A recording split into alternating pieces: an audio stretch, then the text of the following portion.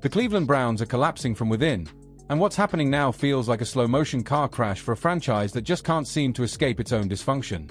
It's not just a losing streak or a tough season. It's a full-scale implosion that's shaking the core of the organization.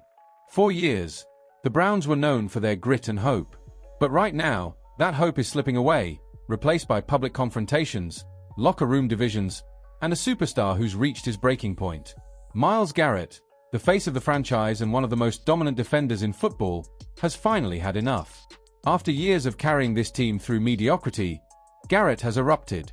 Reports say he confronted head coach Kevin Stefanski about favoritism, poor decision-making, and the complete lack of direction in Cleveland. These aren't whispers anymore. These are confirmed tensions that have boiled over into something unfixable. This isn't a locker room argument.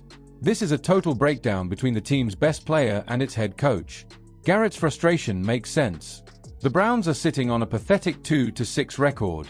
Their offense is among the league's worst, their leadership is non-existent, and their only saving grace, their defense, has been almost entirely carried by Garrett's brilliance. He's been the one constant in a sea of dysfunction, playing at an elite level every single week while the offense continues to collapse under the weight of inconsistency and bad coaching. Every snap, Garrett gives everything he has. Every week, the results are the same. Losses, excuses, and a coach who seems completely out of touch. After yet another humiliating loss, this time to the New England Patriots, Garrett didn't hold back. Standing in front of reporters, he let his emotions pour out. He spoke about frustration, about the pain of giving everything only to see it wasted. He talked about hating the inevitability of losing, the helplessness that comes from knowing the effort won't be matched by the rest of the team. These weren't the words of a diva or a malcontent. They were the words of a warrior who's been left on an island for far too long. But when Stefanski finally responded, his comments made everything worse.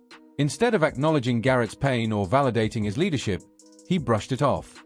He said everyone was frustrated, but the frustration shouldn't be directed at one player. On the surface, that sounded diplomatic, but the message underneath was cold. It was a veiled jab at Garrett for being too vocal, too emotional, too honest. Stefanski didn't just dismiss Garrett's feelings, he humiliated him publicly. That single moment shattered whatever trust remained between player and coach. Now, chaos reigns. The Browns' locker room has fractured, with players picking sides.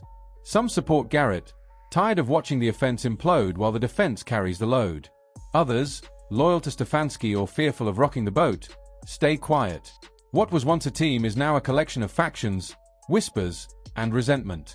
And when a locker room reaches that point, the season is already over. To make things worse, the situation has ignited a frenzy across the league. Multiple teams, including the Philadelphia Eagles and New England Patriots, are reportedly circling, preparing massive trade offers for Garrett. This isn't rumor. This is real. The Eagles are said to be willing to offer multiple first-round picks, and the Patriots are clearing cap space in preparation for a blockbuster move. If that happens, it would go down as one of the most shocking trades in NFL history. The Browns would be giving up not just their best player, but their identity. Trading Garrett would be organizational suicide.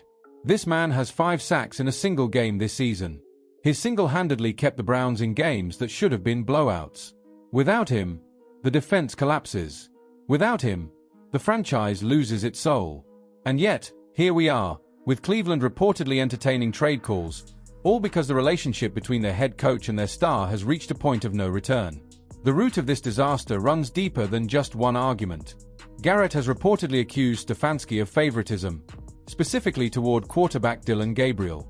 Despite poor performances, turnovers, and offensive stagnation, Stefanski continues to protect Gabriel, refusing to bench him or even entertain giving Shedeur Sanders a chance when healthy. Garrett, a defensive leader who's earned the right to speak his mind, finally called it out. He questioned why accountability seems to apply to everyone except the quarterback. That's when the tension exploded. Inside the locker room, players know Garrett's right.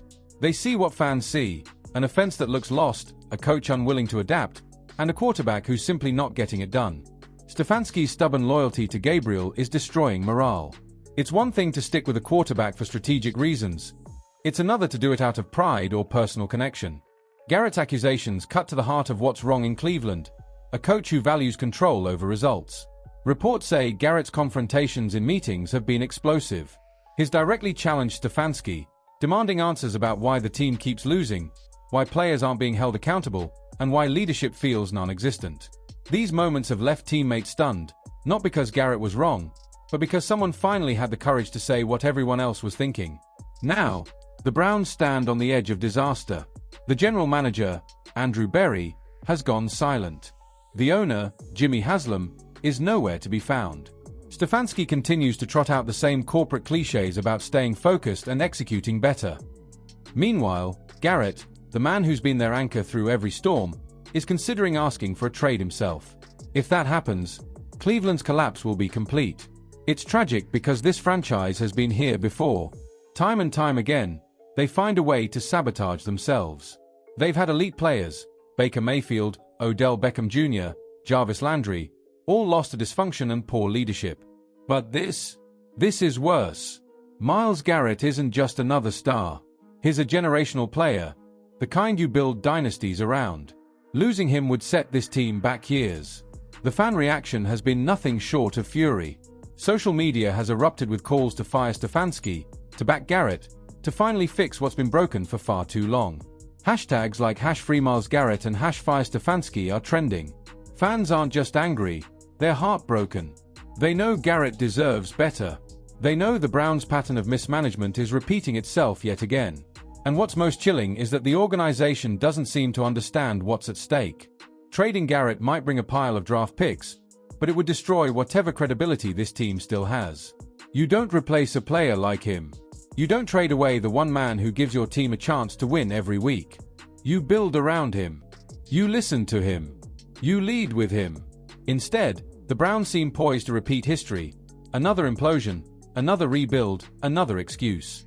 If Garrett ends up in Philadelphia or New England, and either team goes on to contend for a Super Bowl, it'll be the ultimate humiliation for Cleveland.